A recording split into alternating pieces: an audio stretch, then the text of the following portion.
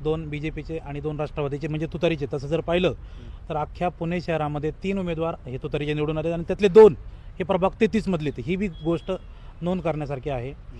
आणि याची जर पार्श्वभूमी बघितली तर हा जो मतदारसंघ आहे तो अगदी मोदी लाटेपासून जरी आपण विचार केला तरी हा राष्ट्रवादीच्या बाजूने उभा राहिलेला मतदारसंघ आहे. टेक्निकल जर आकडेवारी जर तशी पाहिली तर दरम्यानच्या काळात संदीप मते जे आहेत यांनी शिवसेनेची ताकद या ठिकाणी उभी केली होती, परंतु निवडणुकीच्या दरम्यान काही घडामोडी घडल्या, पॅनल तसे होत नव्हते आणि युती आघाडीचे गणितं फसल्यामुळे प्रत्येक उमेदवाराने आपापला पॅनल स्ट्रॉंग कसा होईल याचा विचार करून जुळवाजुळव केली आणि तसे उमेदवार त्या ठिकाणी उभे केले. आता आपण जर असं म्हणू की राष्ट्रवादी आणि BJP अशी लढाई झाली तर अजिबात तशी झालेली नाही. राष्ट्रवादीमध्ये 2 गट जे होते ते प्रभाग क्रमांक 33 मध्ये उघड 2 गट वेगळे होते.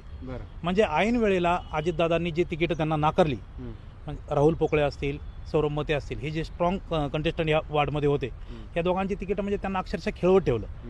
तुम्ही संध्याकाळी या, उद्या सकाळी देतो, सकाळी या, दुपारी देतो, असं करून त्यांना स्पष्ट सांगितलं नाही की तुम्हाला आम्ही तिकीट देणार की नाही देणार. त्याचा परिणाम थेट या निवडणुकीमध्ये दिसला.